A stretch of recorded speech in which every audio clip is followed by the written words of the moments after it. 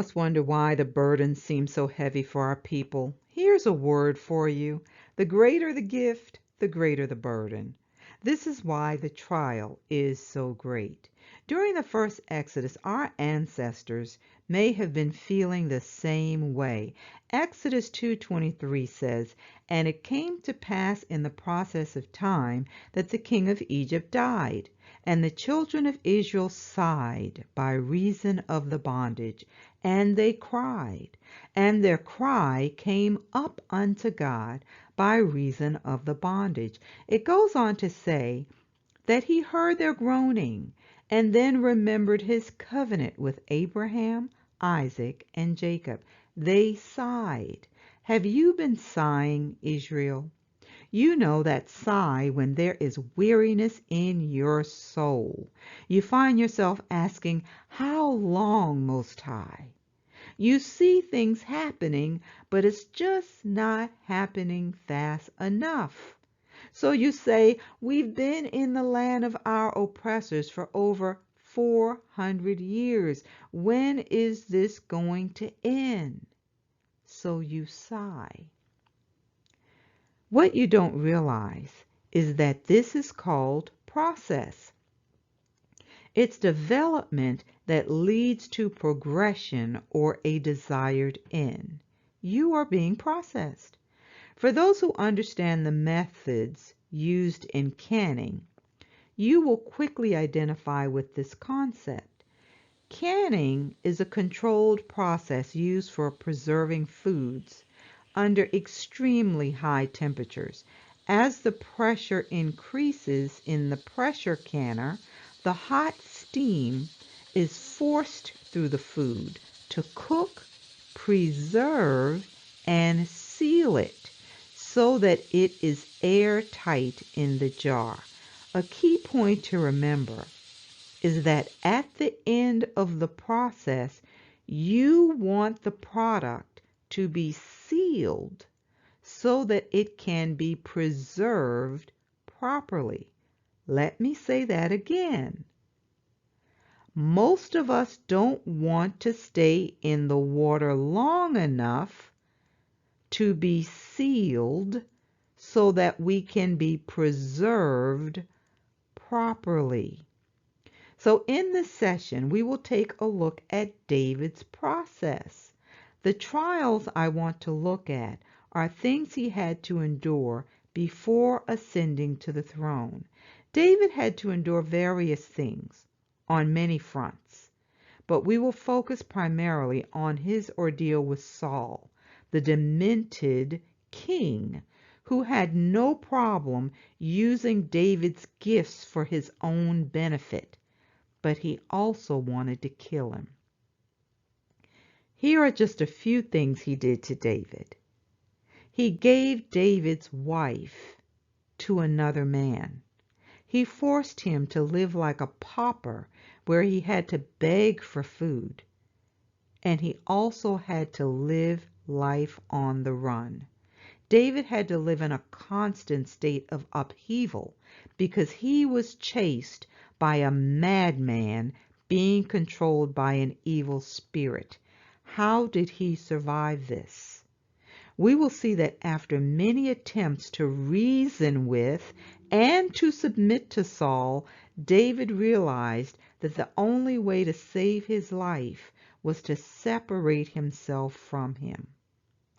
What you'll find interesting is that all of these things happened after Samuel anointed David to be king.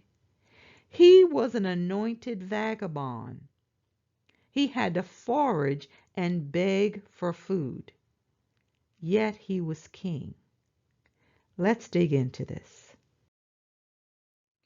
We will begin with 1 Samuel 18:5 through 9, and this is after David had killed Goliath, and now Saul had him fighting against the Philistines.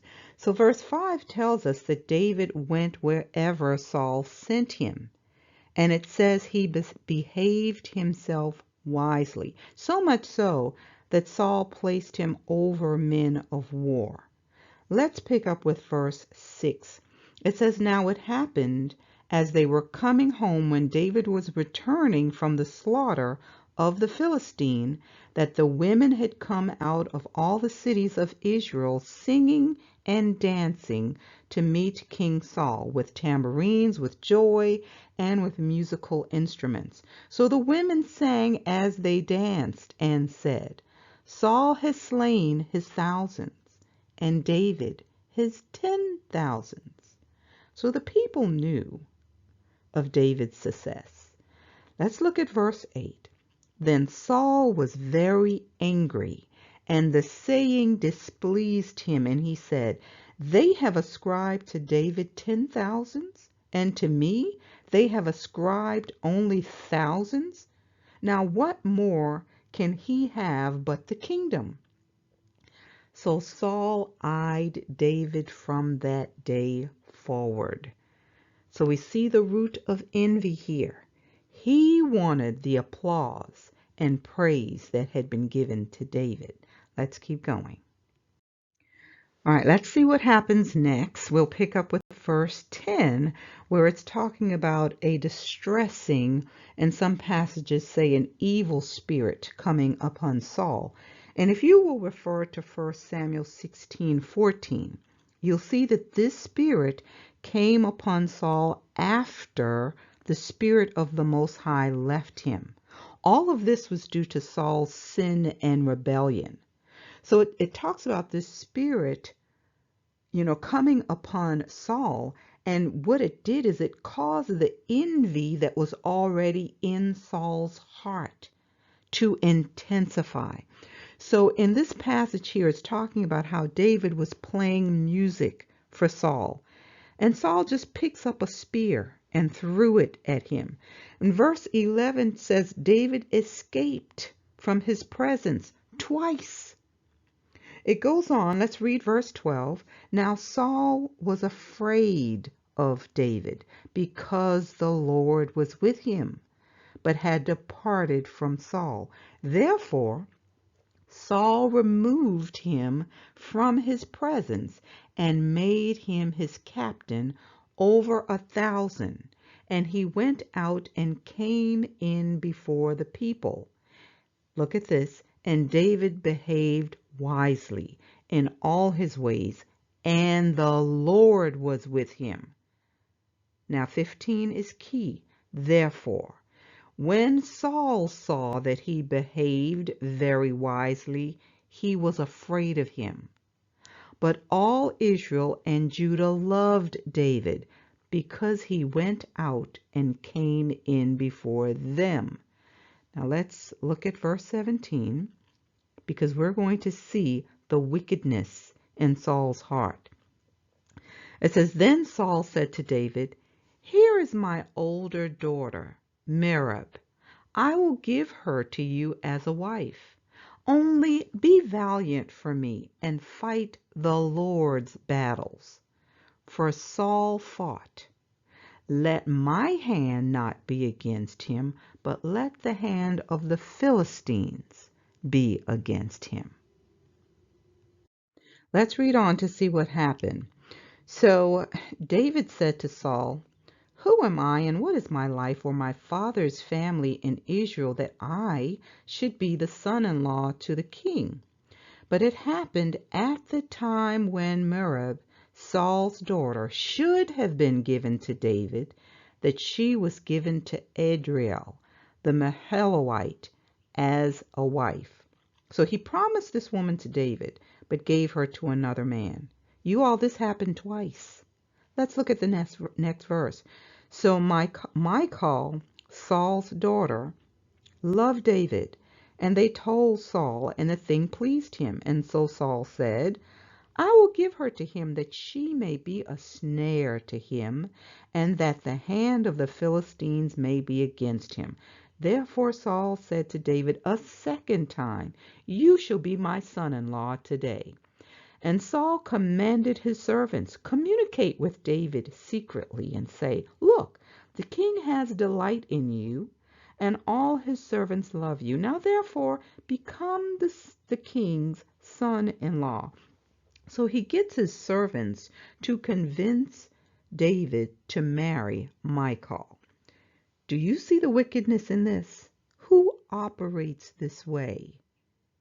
He was setting a snare and a trap for Yah's anointed. But it gets worse, you all. So the servants told David, hey, this is a big deal, man. You're going to be the king's son-in-law. This isn't a light thing, It's going to make you a big man in the kingdom. So let's see what happened next. So David agreed to marry Saul's daughter, but Saul was using her as a pawn, because later, when he forced David into hiding, he gave her to another man. He knew David was still alive. This is pure wickedness. But remember, Saul is being controlled by an evil spirit, and this is why he wanted to have his daughter marry David. It would give him continued access to him. And this is a great example of how witchcraft works. Demonic spirits will try to attack you through those closest to you.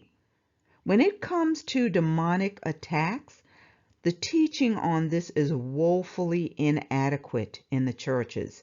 But notice in Luke 9 that one of the first things Messiah gave the disciples power to do was to cast out demons.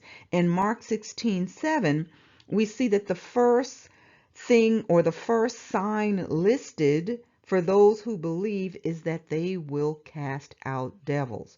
So he obviously knew that demonic activity was one of the main problems for believers. They come to kill, steal, and destroy. So the actions of Saul is clearly demonstrating that. When you come under heavy attacks, stop and assess the cause. First thing to rule out is sin, of course.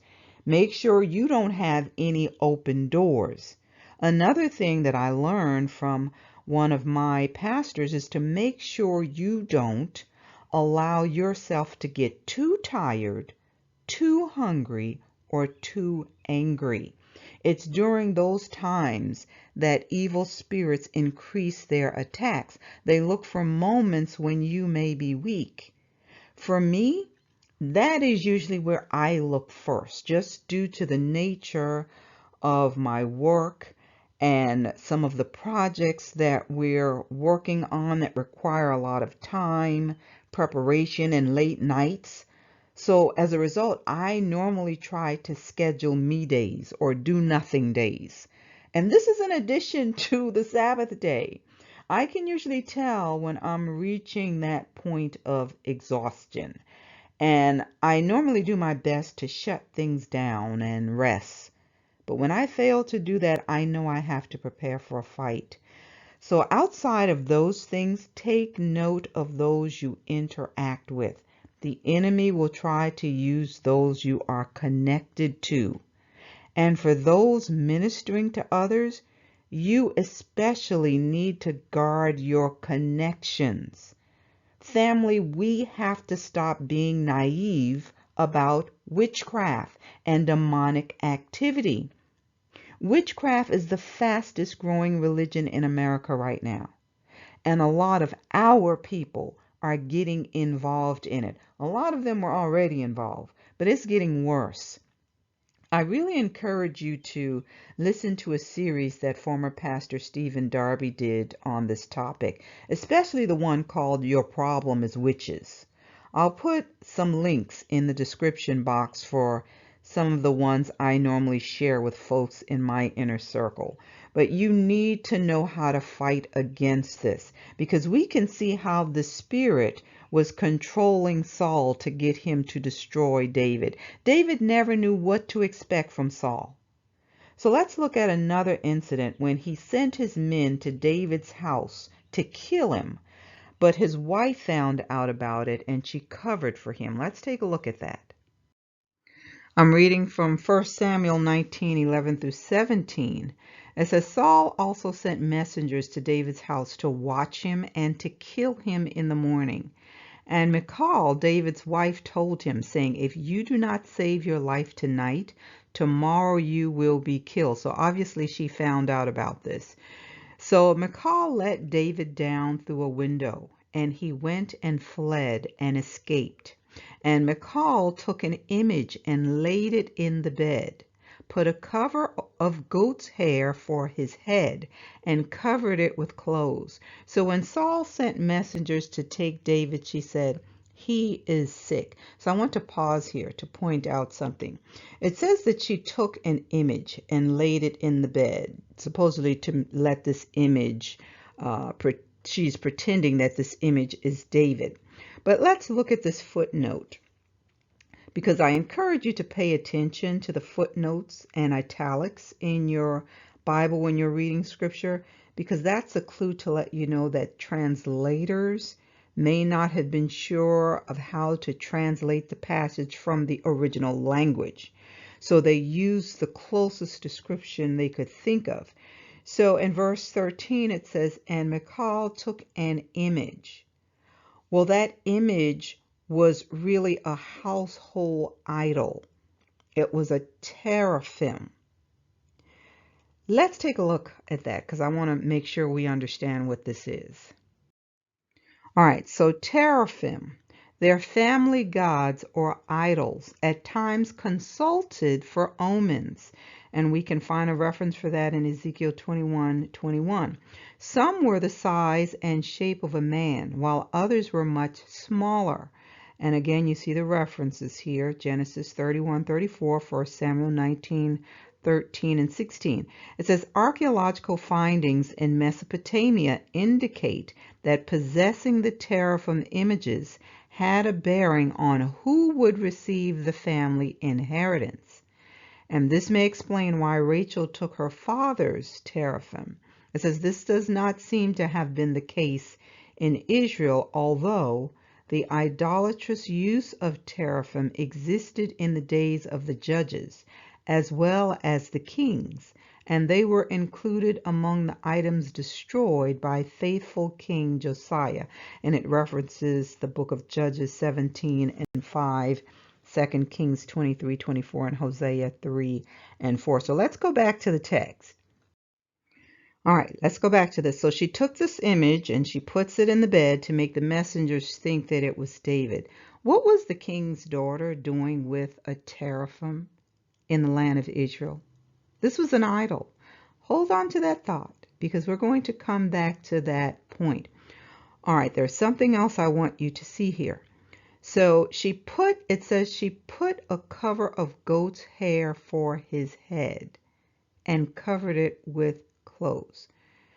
Now, it reads that way in the King James Version as well, but let's see how this reads in the Septuagint. We're looking at verse 13. And Michal took images and laid them on the bed, and she put the liver of a goat by his head and covered them with clothes. You see that it says nothing about putting goat's hair there. So this is why we have to pay close attention to the translations, because the way that it's written in the King James and the New King James would lead you to believe that she used this goat's hair to make them think this was David's head. But then that would make us think that David had stringy hair like a goat. But no, it says she put the liver of a goat by his head. Now, I bring these things out because it helps us to rightly divide some things. For example, why did Saul say his daughter would be a snare to David? There had to be something about her for him to say that. She put the liver of a goat near the head. This was something pagans did. Why? Let's take a look at that. Ezekiel 21:21 says, for the king of Babylon will stop at the fork in the road, at the junction of the two roads, to seek an omen. He will cast lots with arrows. He will consult his idols. He will examine the liver. And this entry from Hebrew Anatomy says, now it can be debated whether this divination ever actually worked or not, but needless to say, it is well attested in ancient cultic practices. When the prophet Ezekiel mentions it, he is talking about the different forms of divination and sorcery that the Babylonians practiced. Shaking arrows, consulting household idols like the teraphim, a type of shrunken head according to the Targum, and examining animal entrails were all common forms of this type of divination. So remember that Saul gave her to David, hoping that she would be a snare to him. What was she doing with the teraphim? Let's go back to 1 Samuel 19 and read the rest of it. It says, then Saul sent the messengers back to see David, saying, bring him up to me in the bed, that I may kill him. And when the messengers had come in, there was the image in the bed with a cover of goat's hair for his head. Then Saul said to Michal, why have you deceived me like this and sent my enemy away so that he escaped? Notice the heart of Saul. He refers to David as his enemy. Yet David saw him as Yah's anointed and did his best to honor him like a father. He kept trying to honor a man who was trying to kill him. Make note of this. You cannot reason with a demon. Things got so bad for David that he had to get away from Saul to protect himself. We're going to see that he left the promised land and sought refuge in the land of the Philistines. David went to Israel's enemies because he wasn't safe in his own homeland. Can you imagine that? All right, so we're looking at 1 Samuel 21, 10 through 15. It says, then David arose and fled that day from before Saul and went to Achish, the king of Gath. And the servants of Achish said to him, is this not David, the king of the land? Listen to how they refer to David. They saw him as the king. Did they not sing of him to one another in dances, saying, Saul has slain his thousands and David his 10,000s? How would they know this? How would they know this? Verse 12, now David took these words to heart and was very much afraid of Achish, the king of Gath. So he changed his behavior before them, pretended madness in their hands, scratched on the doors of the gate, and let his saliva fall down on his beard. Then Achish said to his servants, look, you see the man is insane. Why have you brought him to me? Have I need of madmen that you brought this fellow to play the madman in my presence? Shall this fellow come into my house? So you all listen now. This is a son of Israel, anointed by the Most High to be king. He's forced to run into the land of an enemy because he knew that Saul was not going to rest until he was dead. He's now pretending to be insane to save his life. And one thing that you have to keep in mind, Yah didn't deliver him from this process, because it was also bringing about the desired end. And we'll see that in a few minutes. But let's find out a bit more about this king, because obviously David's ploy worked. Achish thought he was insane, so he didn't kill David, but he didn't let him stay there either. According to Bible Truth Library, Achish, his name means serpent charmer. He's a Philistine king of Gath, to whom David twice fled for safety. And he's called Abimelech in Psalm 34. So David actually had to run to a Philistine king. Let's keep going. Now, verse 14 of 1 Samuel 23 tells us that David had to live in the strongholds, in the wilderness, and in the mountains. But it says Saul sought him every day. Every single day he was sending his men out to look for David. But the Most High wouldn't allow him to catch him. So the Ziphites eventually told Saul where David was. Now listen to Saul's words in verse 21. And Saul said, "Blessed are you of the Lord, for you have compassion on me. Please go and find out for sure and see the place where his hideout is and who has seen him there. For I am told he is very crafty. See therefore and take knowledge of all the lurking places where he hides, and come back to me with certainty. And I will go with you, and it shall be, if he is in the land, that I will search for him throughout all the clans of Judah." So he was not going to let this man rest. He was determined to kill David. Can you imagine being hunted like a wild animal? Every single day, you're forced to be on guard, knowing that someone is hunting for you.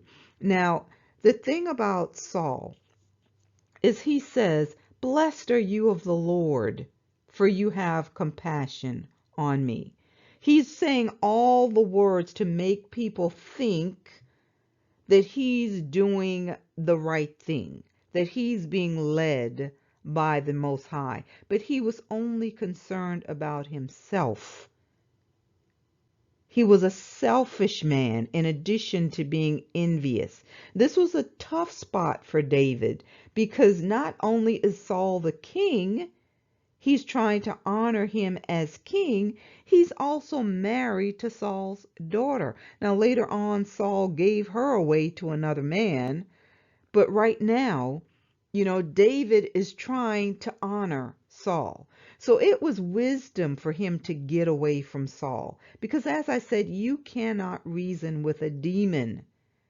They cannot and will not be satisfied. They are bent on destruction only.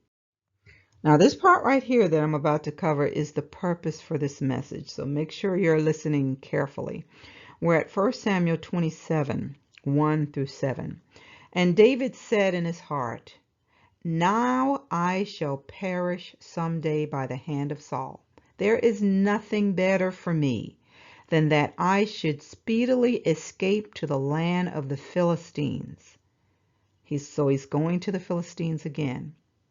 "And Saul will despair of me, to seek me any more in any part of Israel. So I shall escape out of his hand." Then David arose and went over with 600 men, you all. 600 men went with him to Achish, the son of Maok, king of Gath. So David dwelt with Achish at Gath, he and his men, each man with his household. So more than 600 people. And David with his 2 wives, Ahinoam the Jezreelitess, and Abigail the Carmelitess, Nabal's widow.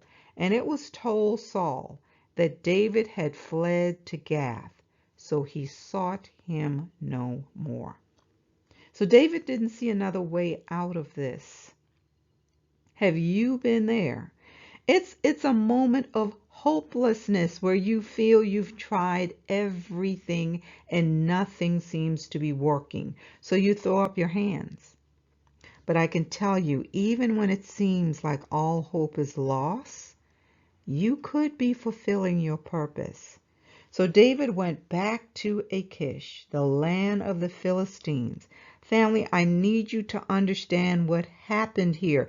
David left Israel and lived among the idol-worshiping Philistines. He led 600 men out of the land of promise because he had become so discouraged. Now, Achish, he received David this time when he didn't the first time for two possible reasons. It's clear that they now have the same enemy, or he believes they have the same enemy, which is Saul. Second, David is bringing 600 fighting men. So Achish thought he could use them as his mercenaries. So yes, David began doing raids. He began behaving like a bandit. A bandit. He was raiding towns or villages. Now, David was there a year and 4 months. But was all of this fulfilling his purpose? Let's see. This is coming from 1 Samuel 27, 8 through 12. And David and his men went up and raided the Geshurites, the Gizrites, and the Amalekites. For those nations were the inhabitants of the land from of old, as you go to Shur, even as far as the land of Egypt. Whenever David attacked the land, he left neither man nor woman alive, but took away the sheep, the oxen, the donkeys, the camels, and the apparel, and returned and came to Achish. Then Achish would say, "Where have you made a raid today?" And David would say, "Against the southern area of Judah," or against the southern area of the Jerahmeelites, or against the southern area of the Kenites. David would save neither man nor woman alive to bring news to Gath, saying, lest they should inform on us, saying, thus David did. And thus was his behavior all the time he dwelt in the country of the Philistines. So Achish believed David, saying, he has made his people Israel utterly abhor him. Therefore he will be my servant forever. Now, who are these people that David starts attacking? All right, this comes from Deuteronomy 7, 1 through 5. Moses is talking to the people. He says, when the Lord your God brings you into the land which you go to possess, and he has cast out many nations before you, and he starts naming the ites, the Hittites, the Girgashites, etc.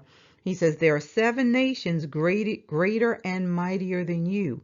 He says, when the Lord your God delivers them over to you, this is what they were supposed to do. You shall conquer them and utterly destroy them, because a lot of those people were mixed with the fallen angel's seed. He says, you shall make no covenant with them, nor show mercy to them. But if you read Joshua 13, it says that the Israelites did not drive out all of these people like they were commanded to do. Imagine that. Israel failed to destroy some of the ites they were told to wipe out when they got into the land. These are some of the same people David is now coming against. But he makes this king believe that he's fighting against his own people. Listen to this quote from Tolkien. Not all who wander are lost. Was all of this actually working together for the good? All of this, the good, the bad, and the ugly that David had to endure.